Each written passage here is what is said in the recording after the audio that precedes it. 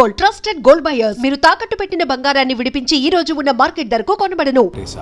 ఉదయాన్నే లేచి పేపర్ చూస్తే ఆడపిల్లల మీద యాసిడ్ దాడులు, గవర్నమెంట్ ఉద్యోగుల మీద ఏసీబీ దాడులు, టీవీ ఆన్ చేస్తే అనవసరమైన విషయాల మీద గంటల కొద్దీ చర్చలు.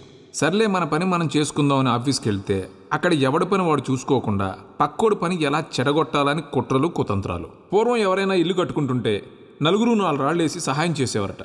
ఇప్పుడు ఎవడైనా ఇల్లు కట్టుకుంటుంటే నలుగురు 4 పిటిషన్లు వేసి ఆపేయడానికి చూస్తున్నారు. ఇలా ఎక్కడ చూసినా నెగిటివిటీ నెగిటివిటీ నెగిటివిటీ. ఒకరోజు నాకు డౌట్ వచ్చింది. ఇలాంటి రోజుల్లో ఎలాంటి కల్మషం లేకుండా ఓల్డ్ మోడల్ బ్రెయిన్ వాడుకుంటూ దేవుణ్ణి నమ్ముకుంటూ ఉండే ఒక స్వచ్ఛమైన మనిషి బ్రతికి బట్ట కట్టగలడా అని. ఆ అనుమానం నుంచి వచ్చిన ఆలోచనే ఈ నమో వెంకటేశ.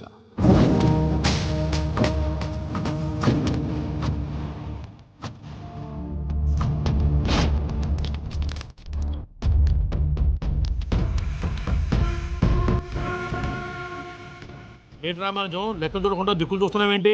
చూడండి గురుగారు, ఆయిల్ పట్టిన అడవి పందిలా ఉన్నాడు. కోస్తే కర్నూలు మొత్తం సరిపోతాడు. వీడికి ఆ బంగారు బొమ్మ లాంటి పిల్లతో పెళ్ళంట. ఏం కాంబినేషన్ అండి ఇది? కాంబినేషన్స్ మనం ఫిక్స్ చేసుకుంటే సరిపోద్దేంట్రా? ఆ పైవాడు ఫిక్స్ చేయొద్దు.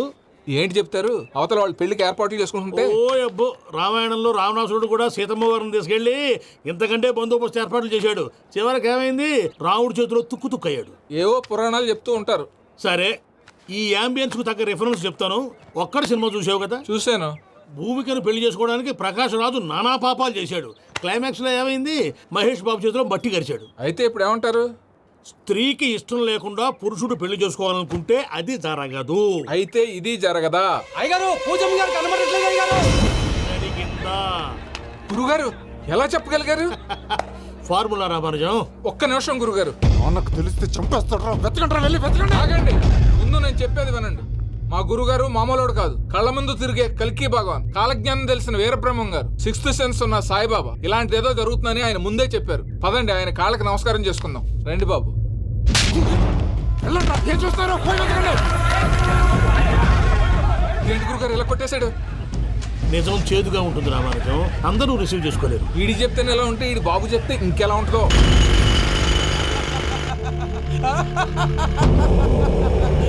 చంగలరాయుడు, నీకు నచ్చిందల్లా కావాలంటే ఎట్టా కుదురుతాయా?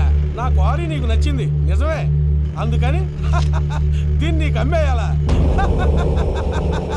నువ్వు చెప్పేది ఎలా ఉందంటే నాకు నచ్చి నేను అమ్మమంటే నువ్వు అమ్ముతావా? కొన్ని కుదరవు. నీ ధైర్యానికి కారణం గురువారి. వాడు జైల్లో ఉన్నాడు. పులి జైల్లో ఉండొచ్చు, పులి పిల్లలు అంటే ఆయన మనుషులు బయటే ఉన్నావు. హలో సూరి, అమ్మాయి గారు ఇంట్లోంచి పారిపోయారు. అయ్యారు, పూజం గారి ఇంటి పారిపోయారంటండి. ఇంట్లో ఆడవాళ్ళనే కంట్రోల్ చేయలేనోడు మనల్ని కంట్రోల్ చేస్తాడంట్రా.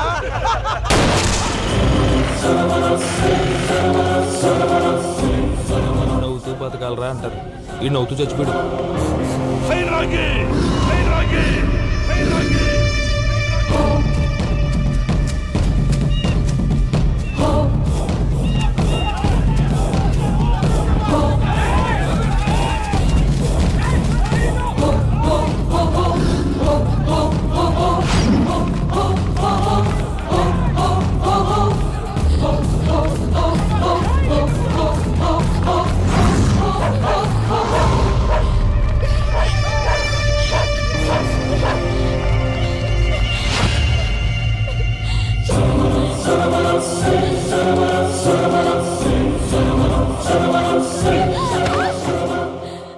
నా గురించి నీకు కొంచెమే తెలుసు.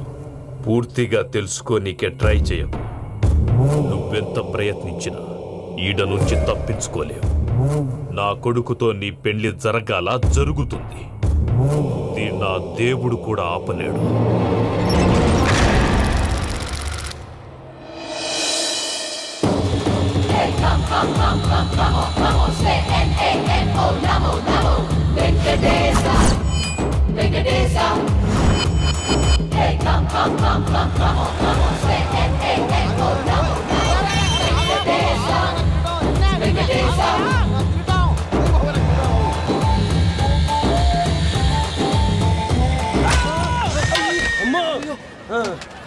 అమ్మో, అయ్యో, అయ్యో, అమ్మో. నీకేం కాలేదు కదా? ఒక్క నిమిషం బాబు. నా నడు సెట్ అయిపోయింది బాబు. సెట్ అయిపోయింది. నా నడు సెట్ అయిపోయింది. Thank you Babu. Thank you Babu. Thank you. ఇదిగో నీ కర్ర. నాకు రేటం పట్టిపోతావా? నా బండి మీద ఉంటే హెల్మెట్ అనుకున్నాను. మరి పారిపోతా? నిన్ను చూసి ఆడు పారిపోతారు. అదిగో వాళ్ళని చూసి.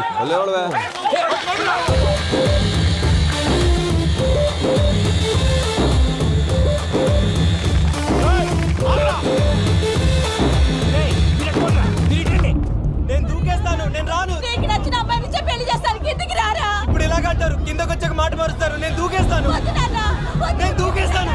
బాబు!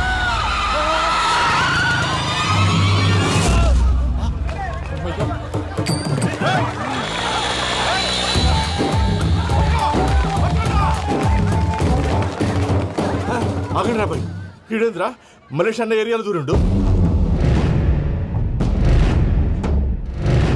ఏం రా సోడా, మా ఎంకర్ నెమ్మడి పడుతుంది. వాడేం చేసిండో ఎరకేనా అన్న?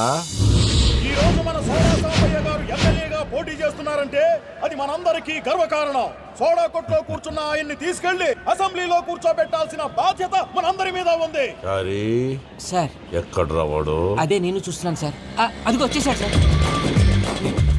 టైం అయిపోయింది. రాబాయ్ బాబు. అరే ఏం భయ అంత లేట్ చేసినావు? మోపే ట్రబుల్ ఇచ్చింది, అందుకే లేట్ అయింది. ఇగో చూడు, ఊకి అపోజిషన్ తిట్టుడే కాదు, నన్ను కూడా ఎలివేట్ చేయాలి అంటే పొగడాలి. మా పనే అది. కాకపోతే నాకు రాజకీయాలు తెలియవు. అవును సార్, అందుకే మీరు పాయింట్లన్నీ పేపర్ మీద పెట్టించారనుకో అన్న షూర్ అయిపోతాడు. ఆల్రెడీ మీ అపోజిషన్ లిస్ట్ కూడా మాకు వచ్చింది. అట్టనా? అరే ఇచ్చేయి, మన ఫైల్ కూడా ఇచ్చేయి. అలాగే సార్. చల్ షురూ కర్. మీరు అలా కూర్చోండి. అన్న మూర్తి గారి దగ్గర పోయి నీ యూరో ప్రోగ్రామ్ తో కనుక్కొని వస్తా. ఇది అయిపోగానే డైరెక్ట్ గా మీటింగ్ వచ్చేసాయి అన్న. లిస్ట్ ఇవ్వు. యదమ్మతి మరిపో నువ్వు. వస్తా అన్న. ఏయ్, వాడు మన పేరు తిన్నప్పుడల్లా మీరు చప్పట్లు కొట్టాలి. గది చూసి కిందున్న మనోళ్ళు ఫాలో అయిపోతారు.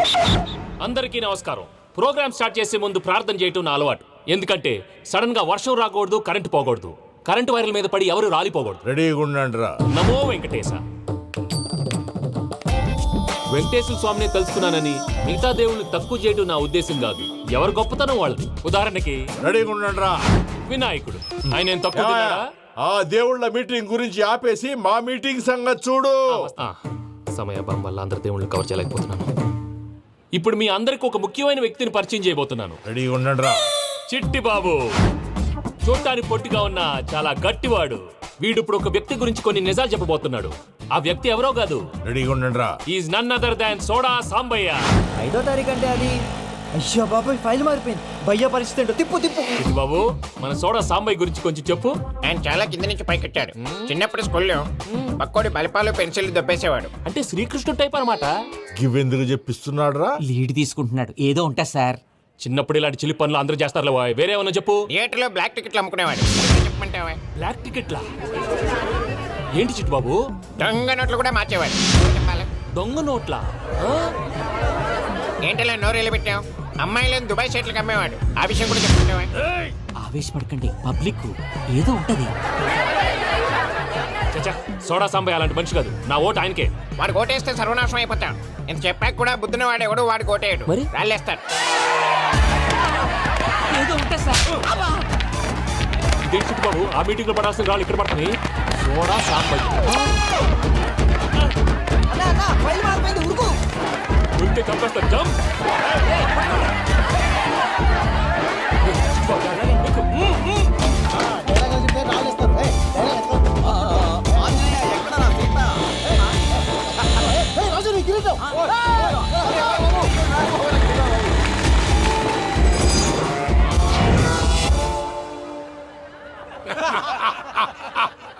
టోటల్ గా సోడా గ్యాస్ తీసేసిండు అన్నమాట. అరే ఇజ్జత్ పోయి మేము ఏడుస్తా ఉంటే గట్లా నవ్వుతారేమరా?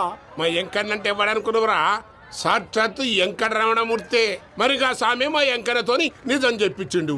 అరే ఏమన్నా లాజిక్ మాట్లాడుతున్నావు? అరే అదగాడిని అప్పగించు, లేదంటే గాడిని ఎలా తీసుకెళ్లాలో మాకెరకనే. అయిపోయిండ్రా కథ. ఏంద్రా ఎంకరం తీసుకోపోతావు ఆ తోలుకోపోతావే నా ఎంకరం తోలుకోపోతావు అరే కాబోయే ఎమ్మెల్యే కొట్టావు. అరే నువ్వు ఎమ్మెల్యే అయితే నాకేంటి బే? నడు బే, నడు. నా ఎంకరం నడు. అరే వాడు ఇద్దరు తీసుకున్నాక ఇచ్చేదా? నీకు ఇచ్చేదా? పక్షేమో నీ లంగమని దెబ్బలు ఊరుకో పెద్దమ్మా, ఇందులో ఆయన తప్పే ఉంది. బోల్ డబ్బులు పెట్టి మీటింగ్ పెట్టాడు, అది నా వల్ల అప్సెట్ అయింది, అందుకే నా వెంట పడ్డాడు. మీరు ఉండండి, అంతే అంతే, నువ్వు వెళ్ళండి వెళ్ళండి. వస్తానన్నా అలా మనేసాను వస్తానన్నా. అక్క నేను బీపీ తగ్గించుకోరా నీ ఆరోగ్యం గురించి చెప్తున్నాను అక్క. మీరు వెళ్ళండి సార్. పెద్దమ్మా, అతను చెప్పింది నిజమే, నువ్వు కొంచెం బీపీ తగ్గించుకోవాలి. గట్లనే తక్కువ చేసుకుంటా. ఏంది భయ నారాయణ ఊరుకోరుకొని రమ్మంటివి? మన ఎంకాయకి పెళ్లి గిట్లు ఏమైనా సెటిల్ అయిందా? వీడికి ఇంకా పెళ్ళి అవ్వదన్నా, అందుకే మేము ఇతను తెలిసి ఎప్పుడు నక్షత్రాలకు పోదాం అనుకుంటున్నాం. ఆ విషయం నీతో చెబుదామని. ఏం మాటలు బాబాయ్? లేకపోతే ఏంట్రా, మీ నాన్న పోతూ పోతూ నేను నా చేతిలో పెట్టిపోయాడు.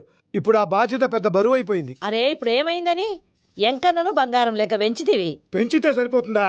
వీడికి 20 సంవత్సరాల వయసు వచ్చినప్పటి నుంచి సంబంధాలు చూస్తున్నాం. మొదట్లో వర్షాకాలంలో వర్షాలలాగా విపరీతంగా వచ్చాయి, తర్వాత ఎండాకాలంలో వర్షంలాగా అప్పుడప్పుడు వచ్చాయి. ఇప్పుడు కరువు వచ్చినట్టు అసలు రావడమే మానేసి. బాబాయ్, జీవితం తోట లాంటిది, అందులో మనం తోటకూర లాంటి వాళ్ళం. తోటకూరతో పప్పు చేసుకోవచ్చు, వేపుడు చేసుకోవచ్చు, అంతేగాని రసం సాంబార్ చేసుకోలేం కదా. సంబంధం గురించి మాట్లాడుతుంటే సంబంధం లేకుండా మాట్లాడతావేంట్రా? సంబంధం ఉంది పిన్ని, నా డ్రీమ్ గర్ల్ కనిపించే వరకు పెళ్లి చేసుకోవాలని చెప్పాను కదా. నా చిన్నప్పటి నుంచి ఏ మాట చెబుతున్నాడు. ఆ డ్రీమ్ గర్ల్ ఎక్కడుందో ఎలా తెలుస్తుంది? నాకు తెలుస్తుంది. తుఫాన్ వచ్చే ముందు హెచ్చరికలాగా ఆ అమ్మాయి ఎదురుపడినప్పుడు నాలో కొన్ని కదలికలు వస్తాయి. తను నా దగ్గరకు వస్తుంటే గాలిలో గులాబీ పూలు వాసన వస్తుంది. అంతెందుకు, ఆకాశంలో సూర్యుడు 1000 రెట్ల కాంతితో నా పక్కన నిలబడినట్టు ఉంటుంది. సూర్యుడు పక్కన నుంచుంటే కనిపించేది అమ్మాయి కాదు, యముడు. నీ ఫ్రస్ట్రేషన్ నాకు అర్థమైంది. ఒక విధంగా పెళ్లి లేట్ అవడం మన మంచికే. మంచిగా? మరి ఇప్పుడు మన ఇంటికి వచ్చేది కోడిపిల్ల కాదు, ఆడపిల్ల. కోటి ఆశలతో వస్తుంది. అందుకే ఆమెకి ఏ ఇబ్బంది లేకుండా ఫ్లాట్ తో పాటు ఫర్నిచర్ కూడా కొన్నాను. రేపు నానో కారు కూడా వచ్చేస్తుంది. ఇప్పుడు నేను పెళ్లికి రెడీ. జస్ట్ నా డ్రీమ్ గర్ల్ కనపడమే లేటు. చూసావా అన్న, ఎక్కడికి వెళ్ళా మళ్ళీ ఆ డ్రీమ్ గర్ల్ దగ్గరికే వస్తాడు. వీడికి జన్మలో పెళ్ళేయట్లేదు. ఇక మన పోదాం పదవే. నువ్వు పరిశ్రమ కుక మన ఎంకన్న జాతకంలో దోషం గిట్లుందేమో జర చూపిద్దాం.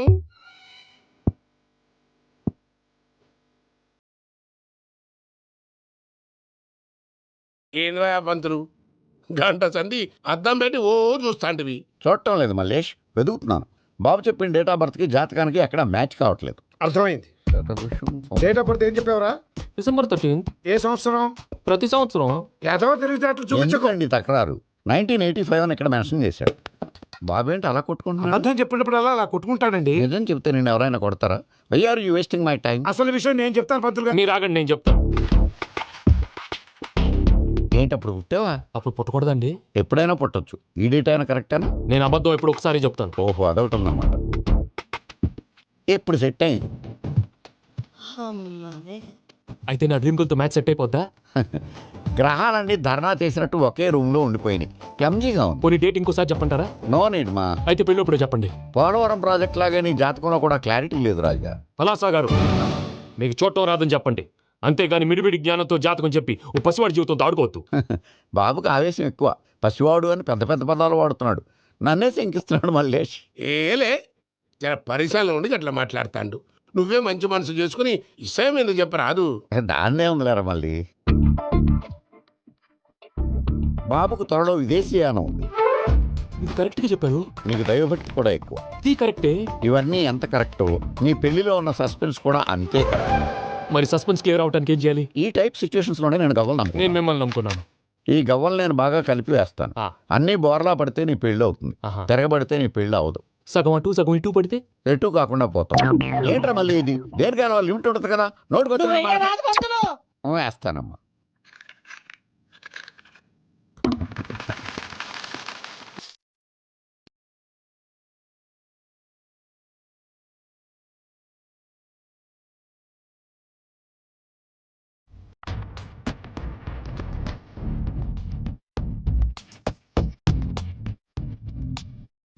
పోతకూడదు బాబు. జాతకం మనం రాయకూడదు, ఉన్నది చదువుకోవాలి. దీని అర్థమైంది పంతులు గారు. మీవాడు కూడా ఈ గవ్వలాగే ఒంటరిగా మిగిలిపోవచ్చు. అలాంటి మాటలు అనొద్దు పంతులు గారు, ఇంకోసారి ట్రై చేయండి. తప్పు బాబు, సృష్టికి విరుద్ధంగా ఏ పని చేయకూడదు. అది కాదు, ఇంతకు మీరు సరిగ్గా కలపలేదు. ఏం పెద్దమ్మా? పిల్లగాడు చెప్తున్నాడు కదా, ఇంకో పాలంటే ఆవేశపడకండమ్మా, అలాగే వేద్దాం. ఏముంది ఇందులో? ఒకసారి పడుతుంది, వేస్తున్నాను.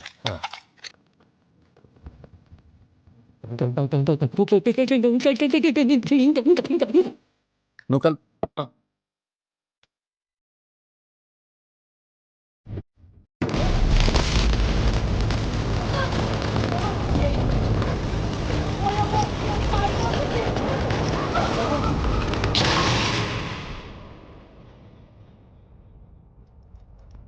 చూసావా ప్రకృతి విరుద్ధమైన పనులు చేస్తే ఎలాంటి ఫలితాలు వస్తాయో. దానికి దీనికి సంబంధం ఏంటండి? నిజానికి జాతకం వల్ల లైట్లు పేలకూడదు. ఇల్లు పేలిపోవాలా? మంత్రి గారు ఇప్పుడు ఏం చేద్దాం? ఒక్క ఫోటో తీసుకుందాం. నువ్వు కూర్చోమ్మా, గవ్వ కాంబినేషన్ కావాలి. ఎందుకండి? గవ్వ నిలబడ్డం ఎవరైనా చూసావా? పాలపంతో వచ్చినప్పుడు వింత అనుకున్నాం, ఇది అంతకంటే పెద్ద వింత. ఫోటో చేసి ఇంక నువ్వు లేవచ్చు రమణ. త్వరలోనే ప్రపంచం అంతమైపోతుందని టీవీ 9లో చెప్తే నమ్మలేదు. ఈ పరిణామాలన్నీ చూస్తుంటే నమ్మాల్సి వస్తుంది వెంకటరమణ. ఈ జాతకుడికి పెళ్ళంటూ జరిగితే ఒక నెలలో జరిగిపోవాలి, లేకపోతే జీవితంలో పెళ్లి యోగం లేదు. ఇంకోటి ఉందమ్మా, త్వరలో నీకు రాహుగ్రహ ప్రభావితుడైన ఒక కేతువుగాడు పరిచయం అవుతాడు. దాంతో నీ జీవితంలో పెనుమార్పు సంభవిస్తుంది.